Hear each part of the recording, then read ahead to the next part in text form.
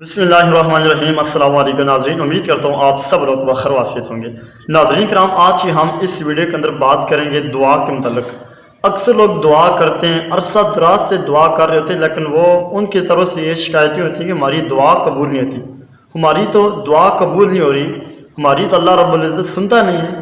तो इस तरह की कुछ ज़ुबान से कुछ कुफ्री अल्फाज है कि उनसे उनकी ज़ुबान से अल्फाज अदा होते रहते हैं। तो नाज़रीन कराम, आज मैं दुआ के अंदर आपको दो गलतियाँ ऐसी बताऊँगा कि ये दो गलतियों का अगर आप शिकार है, अगर आप ये दो काम करते हैं दुआ करते हुए, तो आपकी दुआ कबूल नहीं होगी।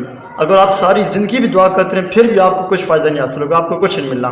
तो इसलिए आप दुआ कर रहे हैं, लेकिन दुआ सीख कर समझ कर करें कि दुआ किस तरह की जाती है, उसके करने का क्या तरीका है, और हम कौन सी गलतियाँ करते हैं जिस वजह से हमारी दुआ कबूल नहीं होती।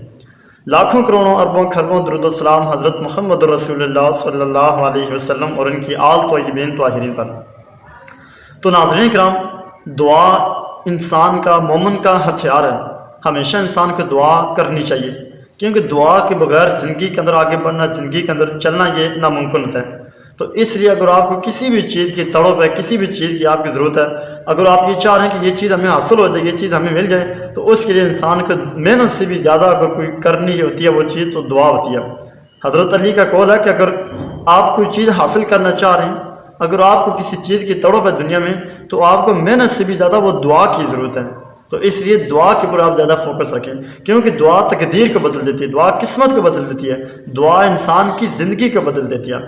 तो नाज़रीन किराम, आगे बढ़ते हैं दो गलतियों की तरफ। देखिए नाज़रीन किराम, जब आप दुआ करते हैं तो सबसे पहले आप लोग ये गलती करते हैं, आपके ज़हन के अंदर ये होता है कि जब आप हाथ उठाकर दुआ मांगते हैं, आपका जो ध्यान होता है वो ध्यान आपका दुआ की तरफ नहीं होता, आपकी जो सोच और तवज्जो होती है वो वहाँ पर नहीं होती, जिस वजह से आपकी दुआ कबूल नहीं होती। अगर आप ध्यान के साथ, फ़िक्र के साथ, तवज्जो के साथ दुआ नहीं मांगेंगे, तो अगर आप सारी ज़िंदगी भी दुआ करते रहेंगे तो फिर भी आपको दुआ का फ़ायदा हासिल नहीं होगा।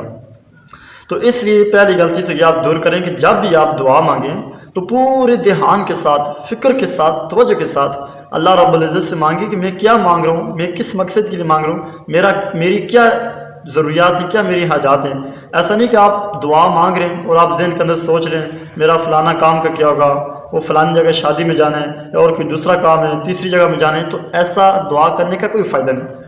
जब भी आप दुआ मांगे पूरी ध्यान के साथ, तवज्जो के साथ, फ़िक्र के साथ दुआ मांगे, तो तब इंशाअल्लाह ताला आपको फ़ायदा होगा। पहली गलती तो ये।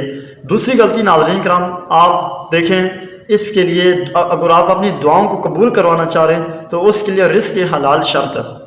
अगर आपके पेट के अंदर हराम का लुक़्मा है, आपकी किफ़ायत हराम के लुक़्मे से हो रही है, आपका खाना हराम का, पहना हराम का, लिबास आपका हराम का, तो फिर आपकी कैसी दुआ कबूल होगी। तो ऐसे भी नाज़रीन किराम आपकी दुआ कबूल नहीं होगी। इसलिए शर्त यह है कि आपके लुक़मा जो वो रिज़्क़ हलाल का हो, रिज़्क़ हलाल शर्त है। आप रिज़्क़ हलाल कमाएँ, रिज़्क़ हलाल खाएँ, हलाल का लिबास पहने, तो फिर इंशाअल्लाह ताला आप दुआएँ करें तो आपकी दुआ भी कबूल होगी।